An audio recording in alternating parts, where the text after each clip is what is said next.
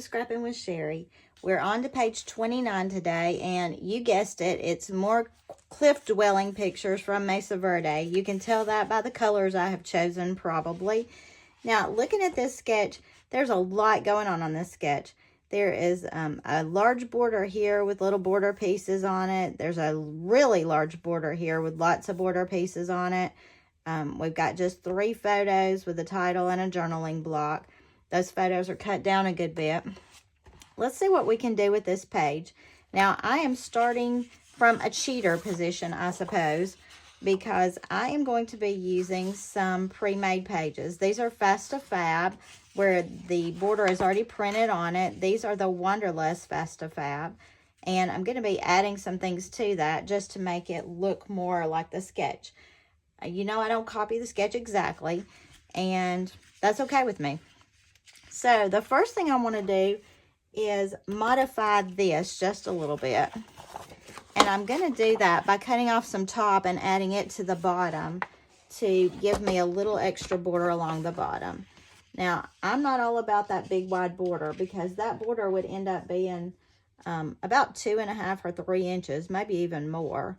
And I feel like that's just a lot of border, a lot of space that I could use for photos instead. So I'm going to cut off about 3/4 of an inch here. Not a whole lot, but I'm going to weld it back down to the bottom of this just to give me a little more room along the bottoms.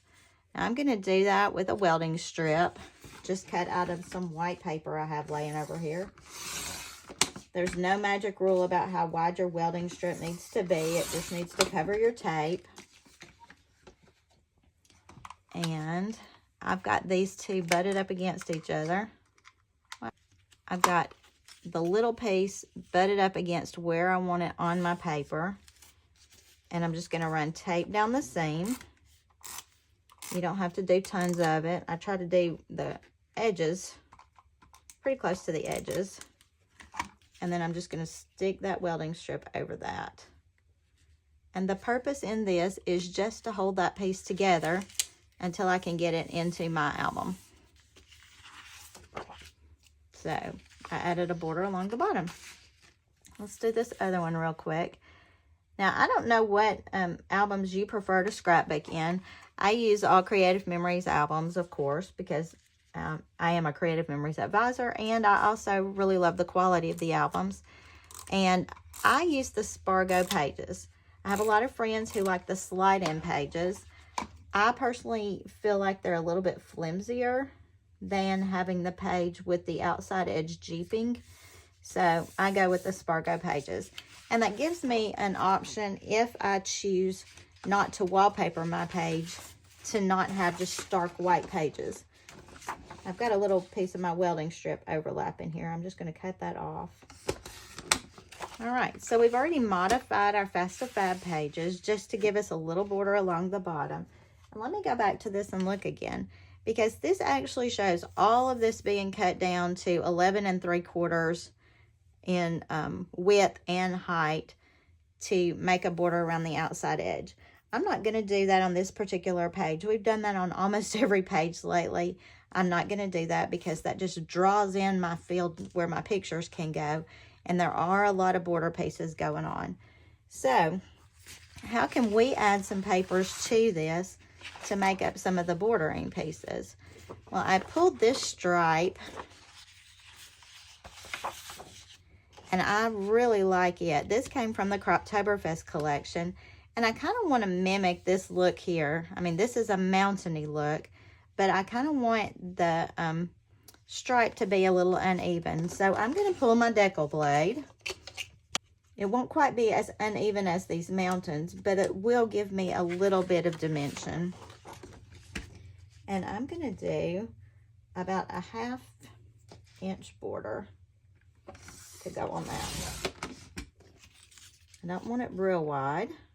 And I'm going to do one for the other side while I'm at it, but I have to switch back to my straight blade to do that. And I'm going to slide over to that 1/2 inch mark and cut the straight blade. Now, because there are a lot of borders along the top of this as well, I'm going to go back to that decal And I'm going to do a 1-inch border to go along the top edge. And if you notice, these stripes, these colors don't match this exactly, but it does pull in the oranges and the navy blues, the dark blues. And I'm going to use this kind of as a buffer for where they don't match exactly. I put my straight blade back in.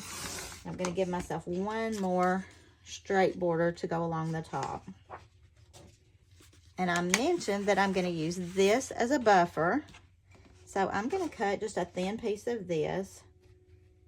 Again, about 1/2 inch. This is being cut with my straight blade. I'll cut a couple of the 1/2 inch. And then I'm going to cut a 1 inch. Now, this paper was left over from the last sketch I did. So we're just helping this theme continue on. And when you look at these pages, you'll know they're all part of the same place. Now, is this as many borders as they've got? Absolutely not. But to me, that's too many borders. So we'll play with what we've got. We'll see how it works. We're going to do borders on the bottom, borders on the top, and then figure out our photos in the middle. I'm going to kind of lay these pages out side by side and do them at the same time. Do you ever use the decollage blade? I really like it. Of all the blades that we have, all the decorative blades, that is my very favorite by far. When anybody asks me about a blade, I always recommend that. Now, I do have a lot of stripes going on down here, which is so funny because years ago, I would never have put so many patterns together. But I just learned it's okay. So I'm gonna take down this little strip of orange. This is a buffer strip, and although it doesn't match the orange below it exactly, it is very similar in color. And I think just the color scheme overall is really pretty. When we pull out the photos, I think maybe you'll agree with me, maybe not, who knows. Again, because it's more of these cliff dwellings, we've got a lot of the rocks. We've got a good bit of sky. There's a lot of greenery in there. And for this particular layout, I chose not to pull the green. I'm kind of going back and forth between whether I choose the greenery or the blues for the sky, just to break it up a little bit. But I think this will be my last page of the cliff dwelling tours we took. So we may go on to something different. Right now, I have this album going. I have a Christmas album I'm trying to finish up. I have another trip that I took to Branson, Missouri with my daughter-in-law that I'm trying to finish up. And then just keeping up my everyday album. It is, I think I'm in the middle of December with it right now. So, lots of projects going on. It's a lot to keep up with in my head, but the good thing is when I get tired of doing all these oranges and blues and rocks, I can go do something with my granddaughter in it and then come back to these later when I'm in the mood to do these again.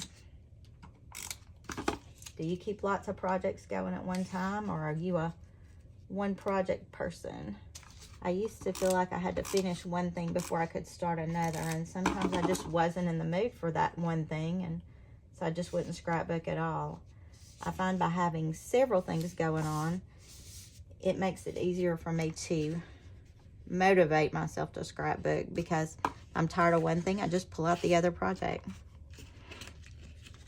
I also joined a challenge for the month of January a friend of mine is doing, and so she's posting page ideas, page layouts every day, and we make those layouts and then post them in her group.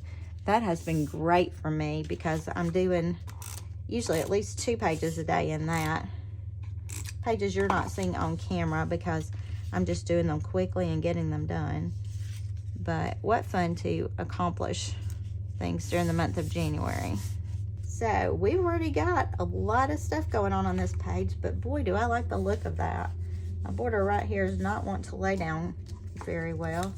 Probably because I tweaked it just a little bit. I probably curved it. Yep, there we go. So So let me pull out my pictures and let's see what we got. I know you're shocked to learn it's more cliff dwellings. I wanted to show you this particular picture because these two pictures are exactly the same. When I took this one, I went ahead and duplicated it, and I circled with my finger because this is where we started the tour to go into here. And you can see all the little people lined up here. So I'm going to have to accentuate that in journal.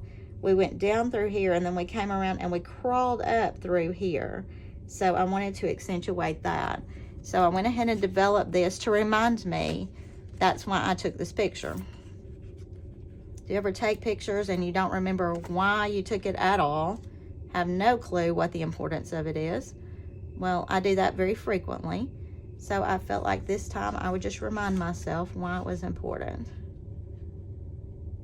Not the layout that's on the sketch at all right here, but I like that this shows part of the area where we were. You can see some dwelling up here. We couldn't actually go to this spot. Then you see the broader picture of where we started, where we ended, that I'm going to accentuate. And then you see inside where we actually were. And that makes me feel like maybe I want these pictures on this side, because that shows the broader picture. And then you get inside and you see this. And you see this one. This one is pretty far out too, because there were dwellings down in there. All right, so let's go ahead and stick these on. Now, I am keeping with the white matting on this. With the lighter background I have behind here, I could matte in a different color if I wanted to. It's not that important to me to change up the matte because I feel like the pictures are really, they're beautiful anyway. They kind of stand alone and would be fine even if I had no matting. So I'm not going to take the time to change up my mattes. And I feel like all the colors that are around them really help draw out the colors in my photos. You can see that deep orange right there. You see the sky colors. This combination of this Croptoberfest paper and the Wanderlust collection have been great for these particular pictures.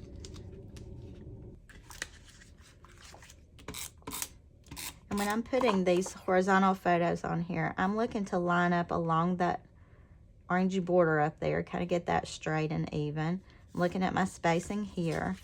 And again, you know, everything is not cut evenly. Even your photos, when you get them developed, are not always even.